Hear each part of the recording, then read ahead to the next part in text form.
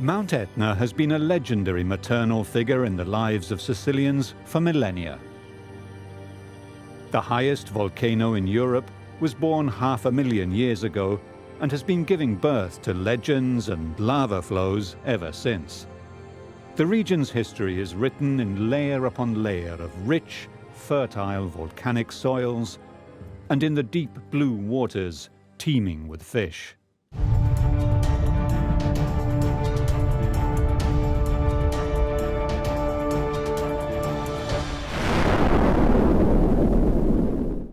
As the first sun falls across the flank of Europe's largest volcano, the city of Catania awakes. The fish market comes to life. The rich waters and fertile soil are gifts of the mountain that dominates the city. Etna is more than a volcano for the people who live in its shadow. Many look at the summit of Etna and think that Etna is far away, but the whole city, all of it, is built on the volcano. Everything that is produced on Etna is the produce of a special land, a different land, a unique place that is inimitable. That's why its great generosity is seen as a motherly embrace. On the 1st of November, we had one of these, boom! And then the magma underneath decompressed, and that led to the eruptions in December. December 2015. Spectacular clouds of ash and jets of molten lava make the news worldwide.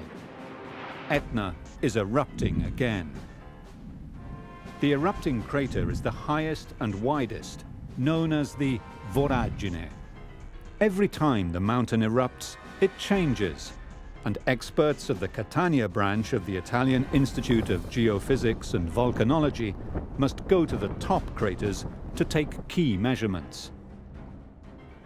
They make the trek regularly, carrying sophisticated equipment to gain a better understanding of how this unpredictable volcano works.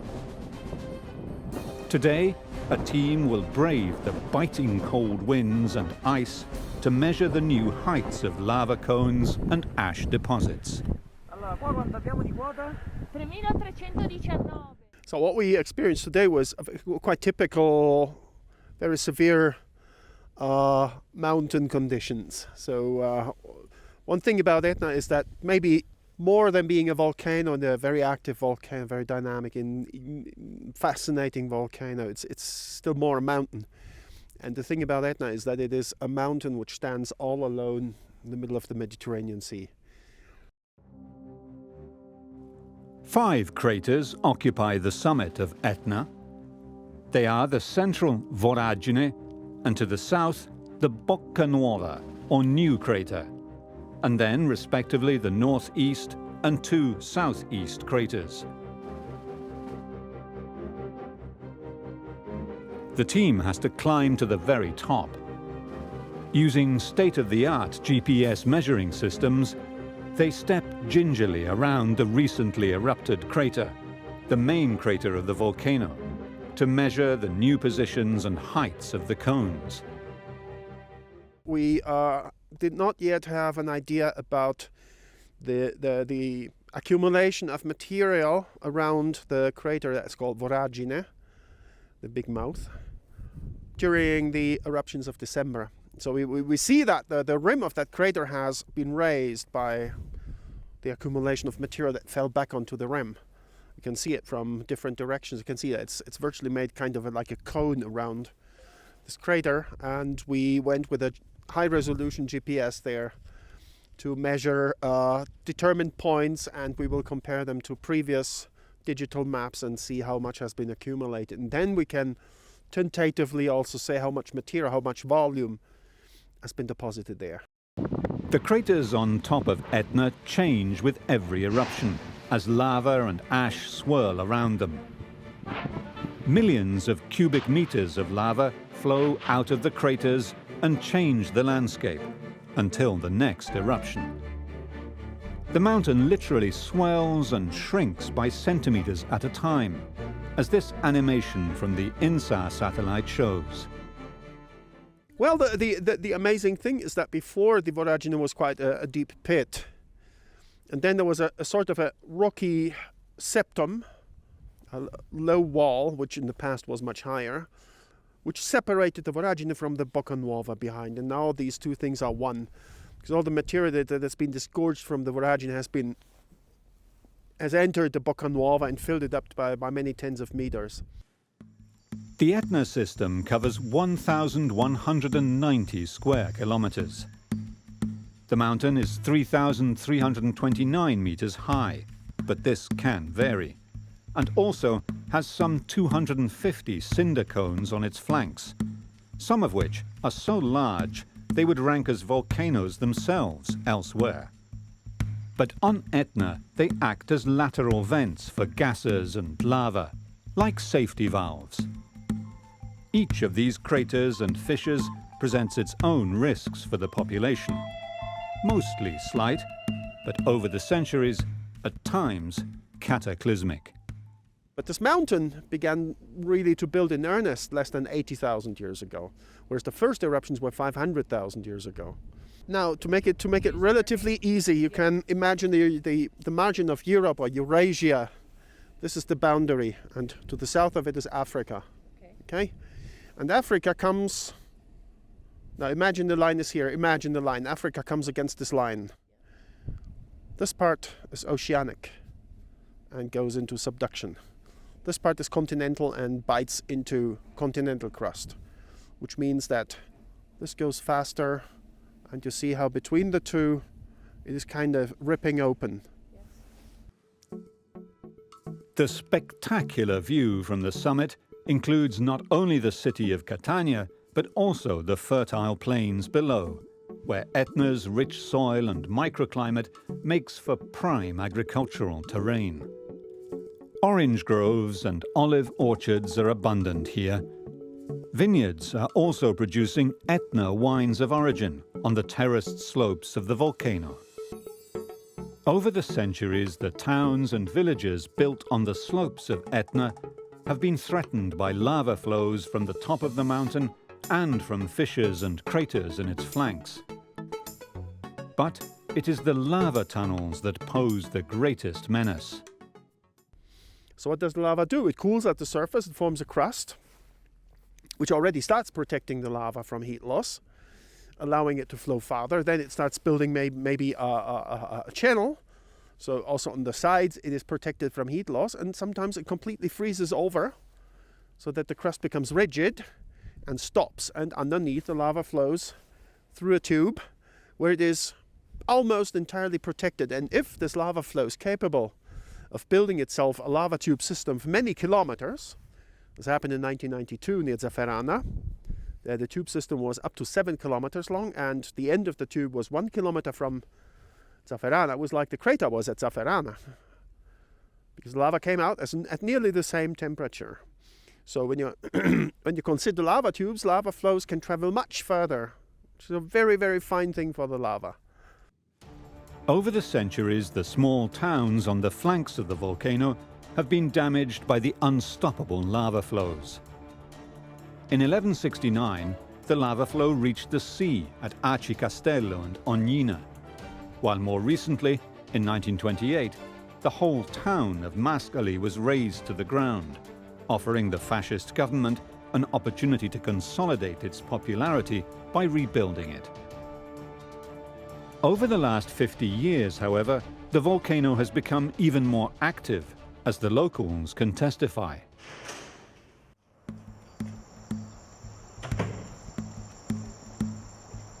Antonio Lo Giudice runs the local newsstand.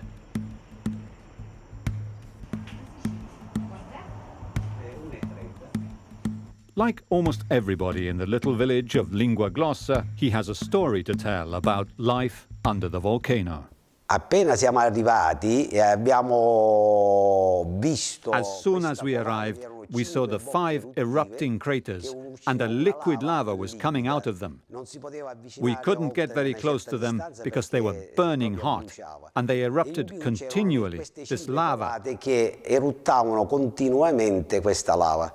Sicuramente si sente la presenza del vulcano. For sure you feel the presence of the volcano in the villages of Lingua Glossa and Piedemonte, but my friends and I have got used to it, even to the eruptions, which have become quite frequent. The thing that scares me the most, because there's no escape, are the earthquakes. But for the eruptions at least, there is time to get away. Però per l'eruzione diciamo che c'è tempo di scappare. Katia Policino is a waitress at the local hotel and remembers the devastation of a later eruption that destroyed Etna's only cable car. Non capivo la gravità, diciamo, della situazione, ma alla fine appunto era perché era iniziata un'eruzione abbastanza... We all went out, but I didn't understand the seriousness of the situation. And it was because quite a serious and powerful eruption of the volcano had begun. Another thing I remember is that a couple of days later, after the eruption ceased, my parents took me up to the place the eruption had burned out. But I remember that everything was in ruins. All the buildings that had been there, hotels, bars, houses, shops, was all destroyed, desolate. It was all black, and the volcanic stone was still smoking. Ricordo questo tutto nero e le pietre ancora, diciamo, le pietre vulcaniche ancora con il fumo. The inhabitants of the towns and villages of Etna rely on the local volunteers, civil defence and fire brigade to lend a hand to protect people and property. Down in the city of Catania that lives under the shadow of Etna, the 500 members of the local fire brigade are ready to swing into action at any time there is a threat to people or property. Their commander, Giuseppe Verme, is inspecting the operations room. The volcano emits ash and lapilli, so we are often called to deal with some inconvenience, not necessarily danger for people. For example, communications with the airport might be interrupted, as this material falls on the road, creating problems.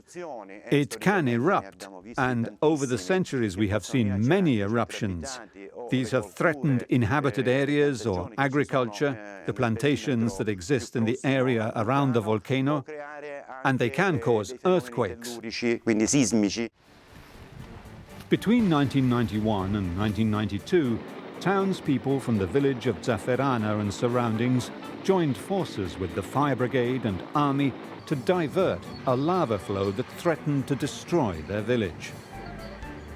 At first, they built simple barriers, but the lava swept them aside. Then they tested a new strategy against the lava tunnels and used explosives to blast through them, creating new artificial channels for the molten lava to flow into. 7 tons of explosive were used to break the main channel, to blow up the main channel.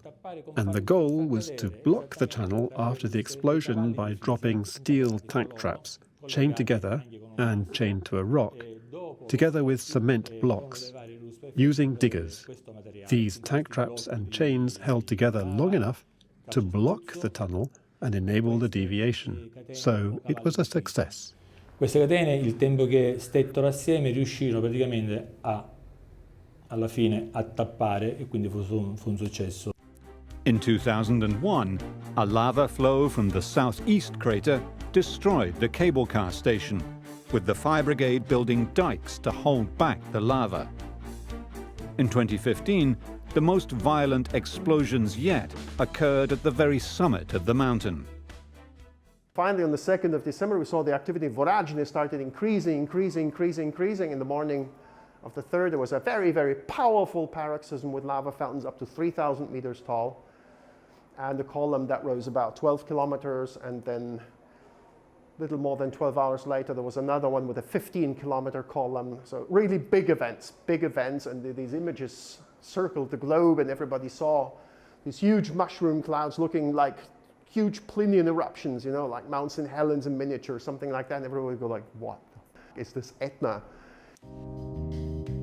The threats posed by Etna are not just related to natural calamity. Hikers and skiers can get lost in the rugged terrain, accessible only by 4x4 vehicles. Down at the fire station, the Fire Brigade's Alpine Rescue Unit packs their gear for a day of rescue training. In order to deal with situations that require particular specialities, we have the special unit known with the acronym SAF, which is a caving, alpine and river rescue team trained in these techniques so as to climb up or down difficult rock faces or operate in rivers with special equipment, and thereby make our rescue efforts more effective and contribute to the safety of our own personnel. Here on the perilous lava cliffs of Aci Trezza, close to where Etna was born 500,000 years ago, the local Catania Alpine River and Cave Rescue Unit are training with a small crane designed for steep cliff faces. The week before, a young woman fell off these same volcanic cliffs and narrowly escaped with her life. These dangerous lava outcrops were formed in an eruption by Etna millennia ago. Today, they are a part of the danger of living in the shadow of a volcano. Using a hammer, the team checks that the rock is not hollow before fixing bolts. The complex operation of mounting the crane is complete, and now a volunteer is lowered to act as the accident victim. Saving him is the task of a rescue firefighter of the Catania Fire Brigade. The jagged rocks produced by thousands of years of eruptions make these cliffs extremely dangerous. The extensible arm is designed to clear the climber and victim from the rocks. The heavy seas and massive swell are an added challenge to the day's operations. Fire Brigade geologist and squad leader Antonio Palmieri is here to oversee the exercise on these difficult cliffs. How do we know that the first eruptions were underwater? From the kind of lava flow we see at Aci Trezza, the so-called pillow lava. It's a lava flow that comes out under the sea, and since the seawater exercises pressure equally all around the rock, it creates a cushion or pillow shape. But just how dangerous is Etna? Boris Benka, back in the operations room of the Catania branch of the Italian Institute of Geophysics and Volcanology, monitors eruptions and earth tremors. For many centuries, Etna has behaved very differently from what it's doing now. So every few years there would be an eruption from somewhere on the flank. So in between there would be some activity at the summit. There would be a crater, the summit, a central crater, a single crater, and activity very often was within that crater. Very rarely it overflowed. And then every few years, sometimes every couple of decades, there would be a fissure ripping open on the side of the mountain, deliver a lava flow that sometimes would reach or come very close to inhabited areas.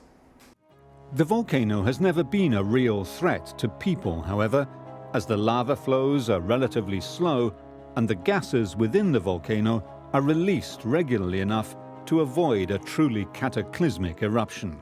All the magma that's been arriving has been going out very rapidly.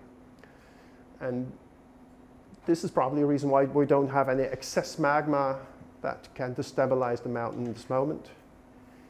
And also why this activity is so violent, because the magma rises very fast. And this means it loses much less of the gas than before, and especially gases like water vapor and maybe also carbon dioxide. But water vapor is the same that does the champagne effect. And Etna emits tremendous quantities of water vapor. So currently we know that water vapor emission from Etna varies from 1 to 2 million tons every single day. The density of Etna lava is about 3.1 or 3.3 grams per cubic centimeter, as density goes. There are more fluid lavas, but this isn't a very fluid lava. It's rather viscous, and it gives time to save human lives. Over the centuries, Etna has changed shape, rising and falling, producing new craters and lava flows. Part of the volcano collapsed 64,000 years ago, forming a massive depression in its flank known as the Bove Valley. Seen from the top on a windy day, the remarkable scale of this depression becomes apparent. It serves as a protective barrier, absorbing the larger lava flows descending towards the inhabited coastline. The rock from this collapsed wall fell towards the sea and formed a fertile plain around today's city of Giarre, a particularly productive agricultural terrain. The volcanic ash that falls on the mountain's sides and millennia of lava flows have, over time, delivered their salts and minerals into the soil through erosion by the abundant waters and rain. Qual è la ricchezza vera dell'Etna? What is the real source of riches for this area? It is its incredible biodiversity. There are very few places in the world where there is such an important biodiversity in the areas of fauna, animals, vegetation, and minerals. The smoke, the ashes of Etna, are an incredible natural fertilizer. Uno straordinario concime naturale. Il suolo vulcanico dell'Etna, se noi lo paragoniamo... If we compare the volcanic soil of Etna with the soils of other agricultural areas of Italy, here we have a greater concentration of minerals, heavy minerals, since this is soil based on basalt. So we have a greater concentration of magnesium, manganese, sulfur, and so forth.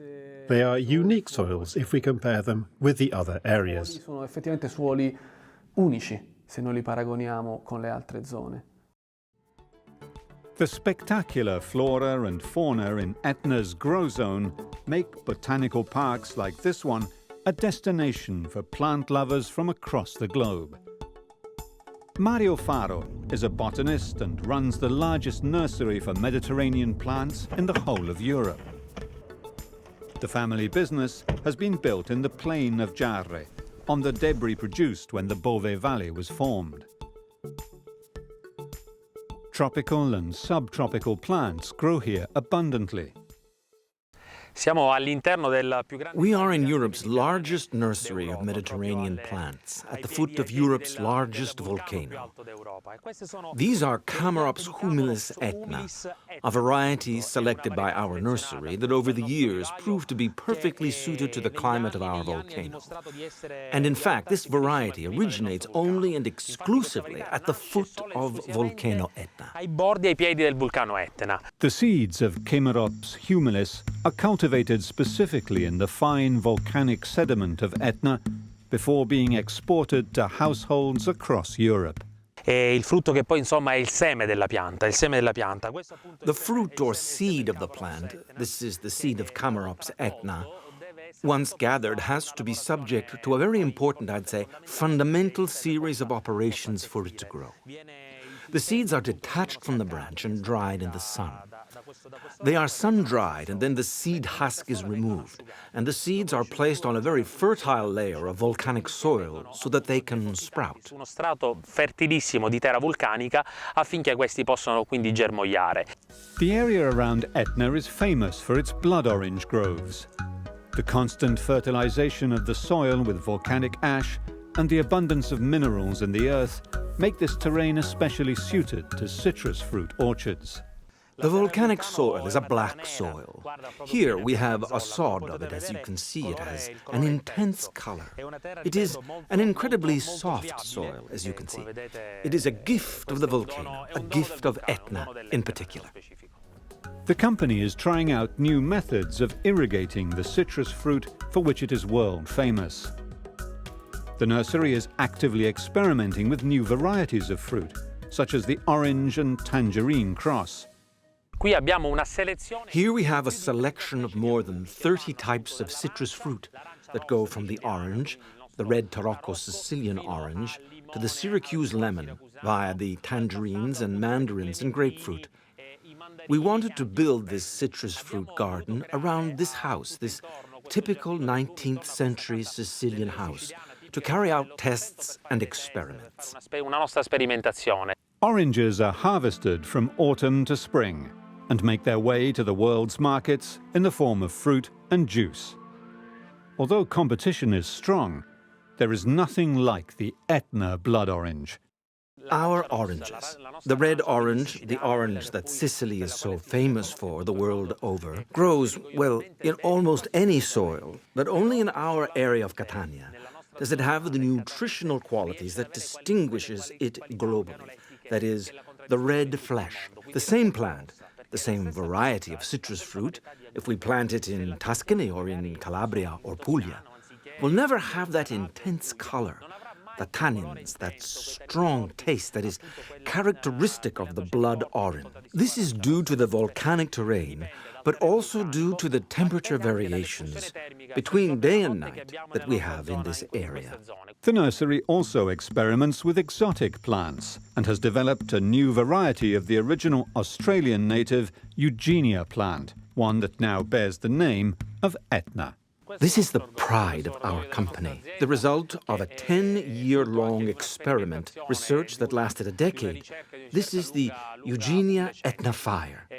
Etna fire because the new plant has this dark red color. The microclimate that Etna creates is extremely favorable even to equatorial plants. The tropical greenhouse is home to a number of African and South American plants, but outside, the volcanic soil and favorable all-year-round temperature allows even the most exotic plants to thrive. Yes, this is one of the greatest attractions of our botanical gardens, Radici Pure. It is the Corycia alsina. It is certainly more than 1,000 years old. It is very special because it contains more than 5,000 liters of water. And this is nothing less than a container, a water reserve, allowing it to survive during droughts because it has this water reserve inside. Etna is a generous giant, with many more surprises in store. The unique terroir in the shadow of Etna hosts centuries-old vineyards that are serving a growing niche market for Etna wines. Connoisseurs are rediscovering Etna's native Nerello Mascalese grape. Here on the northern flank of Etna lies a vineyard run by the Firiato company. Vincia Novara di Gaetano is the owner.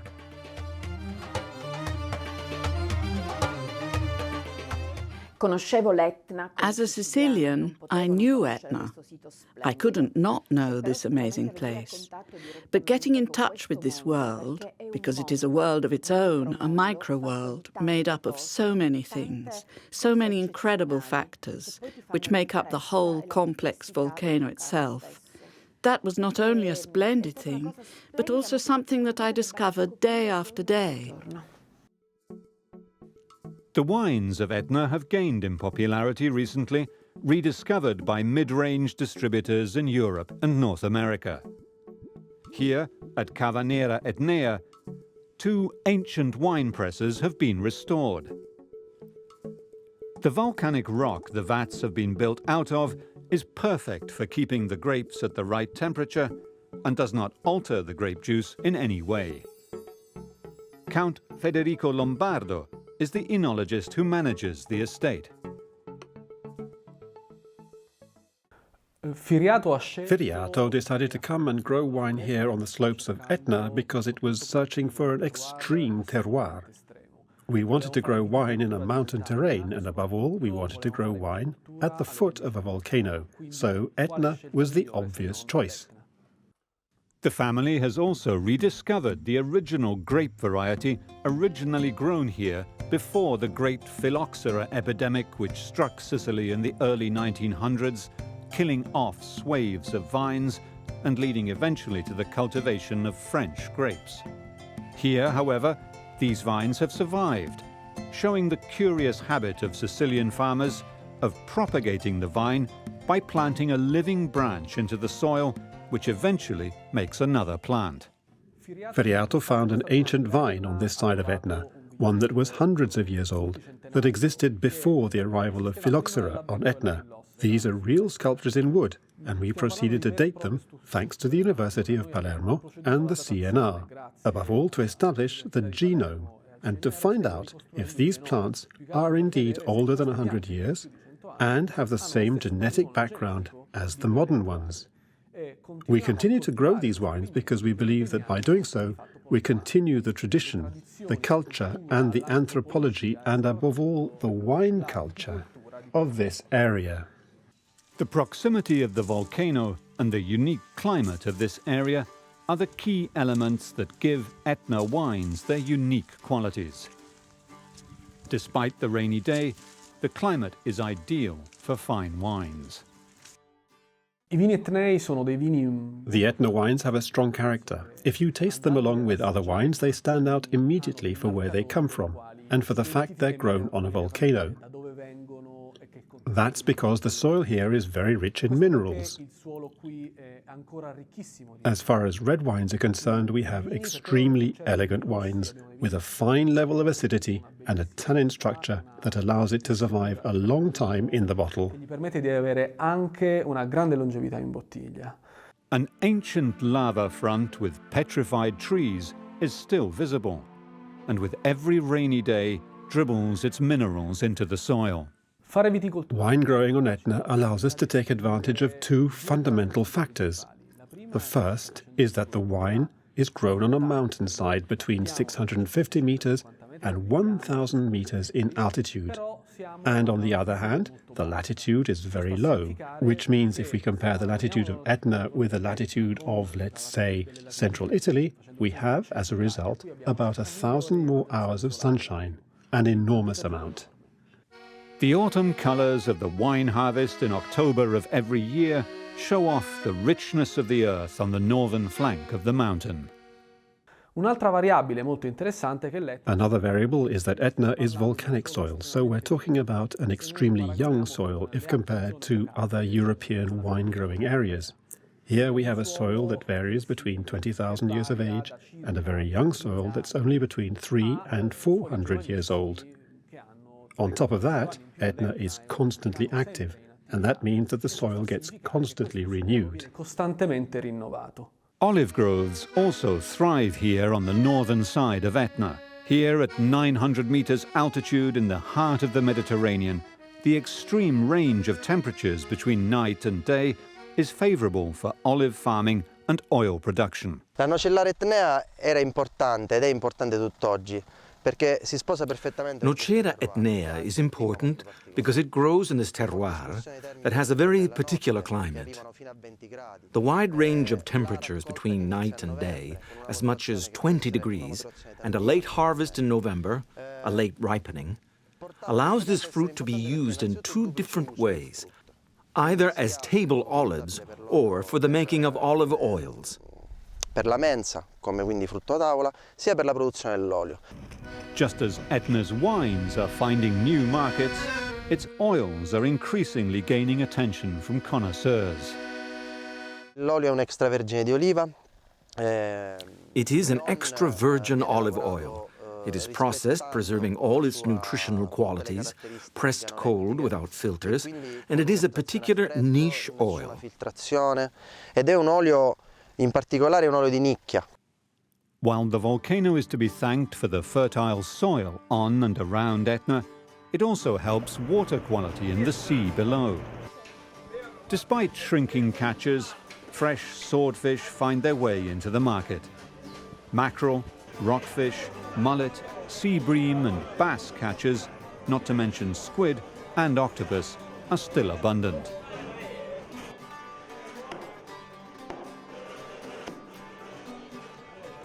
The fishing village of Arcitrezza is built on lava, and its marine reserve water is a mixture of oxygenized fresh water and seawater. It is an excellent environment for plant life and, of course, therefore, for fish. Local fishermen attribute the tastiness of the fish to a special plankton that grows where fresh water from Etna mixes with the sea in a unique, hyper-oxygenized environment. Who likes to feed on this kind of plankton? None other than the famed gambero rosso, the prized red prawn. Even the sea profits from the presence of Etna. A particular algae grows on the lava rocks, and it is particularly tasty because it is enriched by the mineral salts in the volcanic rock, so the fish that eats this algae is particularly tasty too. So even from a purely culinary and gastronomic point of view, Etna is extra rich even under the sea, because it gives the fish a unique taste. The quaint coastal fishing villages along the seashore under Etna have formed a consortium known as the Etnean Riviera of Cyclops and Lava, with the goal of supporting, sustaining and modernizing the local fishing trade while still maintaining the unique cultural heritage that attracts tourists to historic fishing villages like Ognina and Aci Trezza. In fact, the transparent waters here in the shadow of Etna have been giving rise to a blue economy in the region over the last decade. Sicily has established an official fisheries production district in the Mediterranean, which now includes more than 140 companies across the fisheries sector. Today, the district reaches more than 265 million euros in sales, 60 million euros of which are exported abroad. By investing in aquaculture innovation and modernizing its certification process, the region is taking steps toward preserving its ancient fishing grounds for future generations. As the sun sets on Aci Trezza, the local fishmongers are preparing to hand over their catch to portside restaurants. Nearby, a famous chef prepares the marine fare to the highest standards of Sicilian cuisine. It is an art to prepare fresh fish, squid, octopus and crustaceans, both grilled and raw. Tourists flock to enjoy a typical Sicilian evening of fun, food and dancing.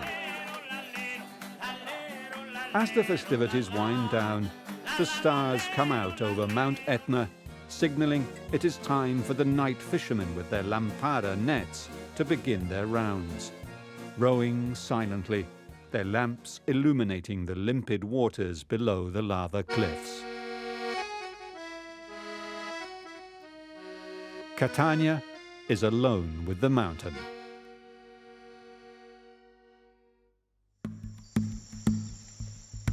The city of Catania and its ancient castle were built using the abundant volcanic basalt rock. But in April 1669, the city paid the price of proximity to Etna. The Benedictine monastery that stands to the north of the city still bears the scars. The lava flowed around the city and filled up the castle moat, but left the building intact.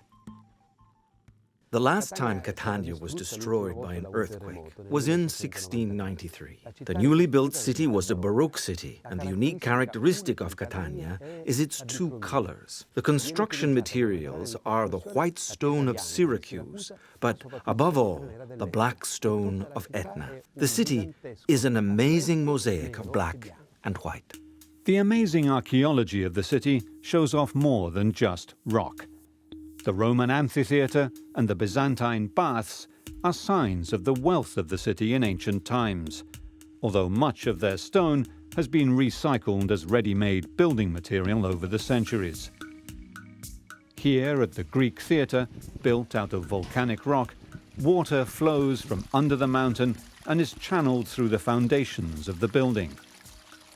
The Greek theatre was adapted by the Romans, and the cistern-like structure still supplies the city with water today. Yet the Roman amphitheatre here was completely covered by lava in April of 1669.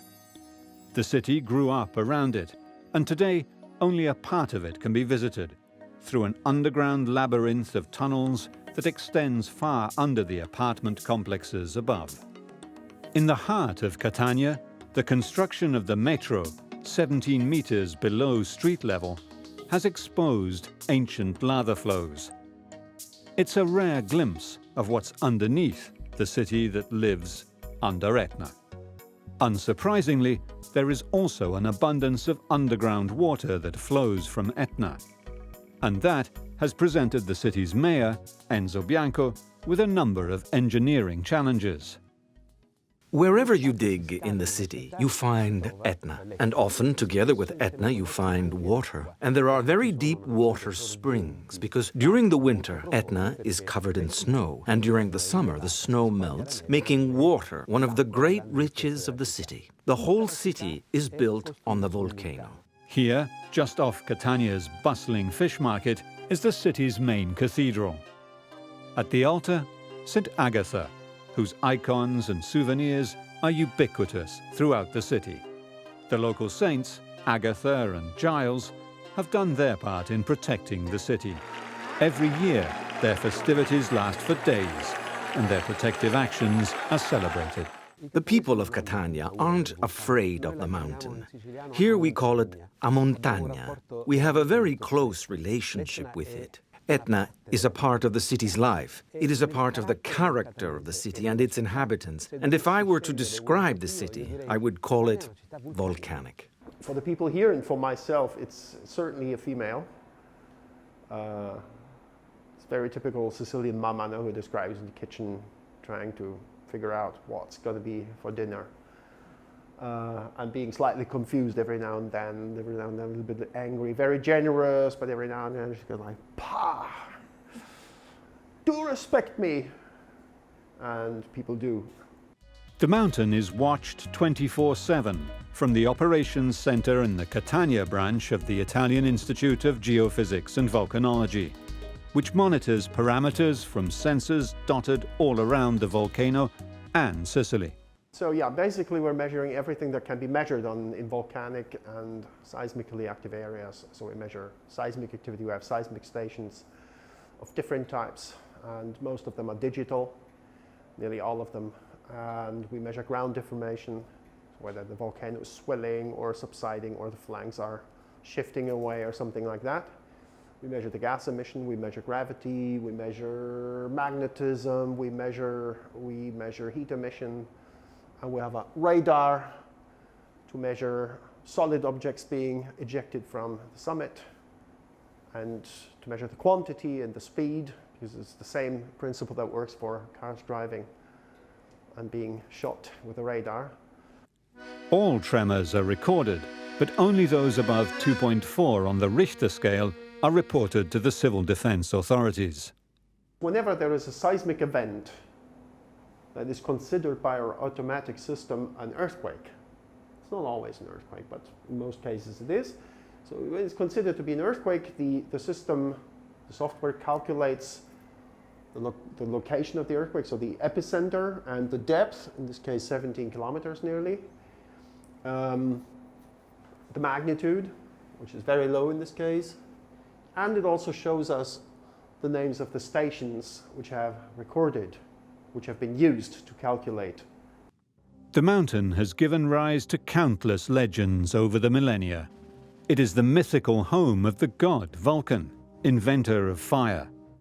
And one of the many lava caves on its flank is said to be the home of one-eyed Polyphemus, blinded by Ulysses in Homer's epic The Odyssey. The mountain still inspires mystic feelings among those who live here.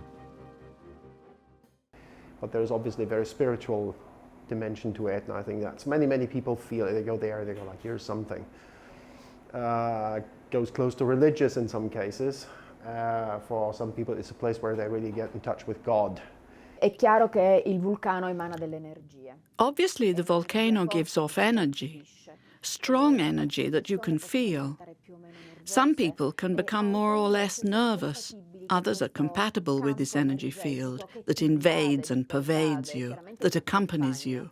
So if you get carried away by this world, this energy that is expressed by the nature that surrounds us, it can be a cathartic moment that you can share, a moment in which you become part of the mountain, of this unique place that should be lived fully. Di questa terra unica che va vissuta nella sua pienezza. The sun sets over Etna, and the lava flows and ash fields that have turned this area of Italy into a Garden of Eden.